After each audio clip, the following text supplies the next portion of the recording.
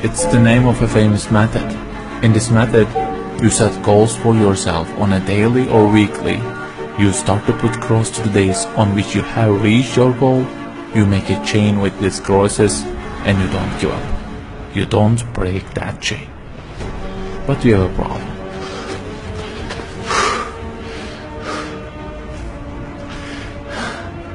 Personal development specialists say that we should have goals.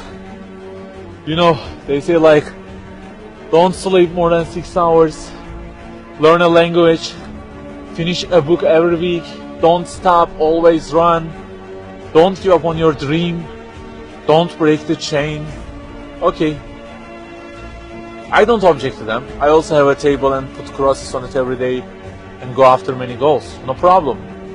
But you know what? They don't talk about the most important part of it.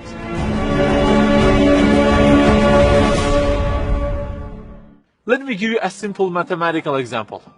Try to imagine that you are adding numbers, and imagine that the numbers you have added up to this year is, for example, 35 in total, and you start from this year. For example, you will add 4 in this year, and then add 8 in next year, and it goes on. And there is an unknown time which counts down, and when it ends, you can't add any other number. Okay, you start the addition. Plus 4, plus 8, plus 7, plus 3. You add ambitiously, you keep adding and adding. Plus 6, plus 5, and okay, they say time is over.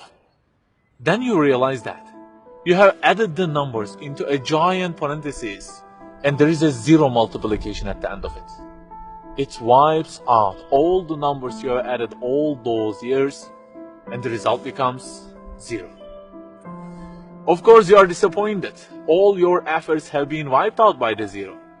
A regret arises inside of you. You say, I wish I had seen the whole picture at the beginning and realized that 0 and changed it with 1 before I started the addition.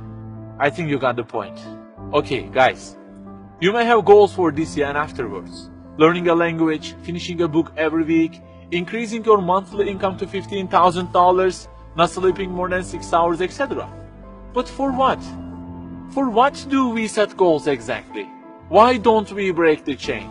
If it is just for a more comfortable or a more respectable life, remember that all this will already be 0 with death. The death will wipe out all of them. The person who knows English will be equal with the one who doesn't know. The one who earns more will be equal with the one who earns less. The one who can reach his goals will be equal with the one who can't. So, if at the end of it, the death will 0 everything, so what is the meaning of adding more numbers with an ambition? It just increases the degree of the disappointment that you will feel. So the logical thing is, seeing the whole picture at the beginning. In this life journey, which will end in an unknown time, my first job must be to prevent death from being 0. Well, can I really prevent death from being 0?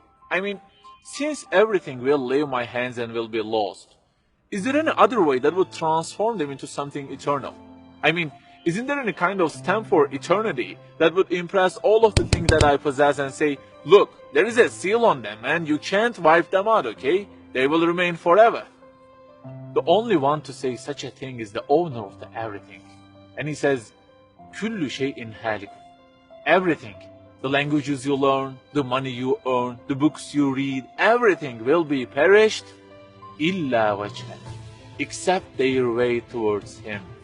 So the creator of our life says, if your intention is towards Allah, if the thing you do is for His acceptance, it won't disappear, it will be transformed into eternity in paradise. So learning a language, finishing a book every week, being rich, everything, if they are towards Him and for His sake, eternity stamp being pressed on them. For example, in this year, I will study English for 10 minutes daily.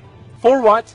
Because serving Islam in the field of English is so important, and I want to gain acceptance of my Lord with it. That 0 has turned into 1. This year, I will finish a book every week. Why? Because this is the way of being a more sophisticated person and serving Islam better, and Allah who is eternal will be pleased with it. Good news, that 0 has turned into 1 because now His acceptance is your intention. I aim increasing the income of my company to $150,000. For what? Because I will spend that money on spreading the message of the Quran to the whole world and the publications that would please Him. you have exterminated the zero because now your goal is towards him. We add and add like this through our lives, and they don't end with death. People who seek Allah's sake in their actions kill their death. Death cannot zero their additions. If the thing we do is for his acceptance, it is not mortal. You may say, I don't really love him that much, and maybe I don't really believe in him that much either. So how can I do everything for his sake? I don't even know who he is. My brother or sister, that's the problem. You don't even know who he is. And actually it is our first job in this life, recognizing him. That's the first step. The more you recognize him, the more you love him. And the more you love him, the more you seek his sake in your actions.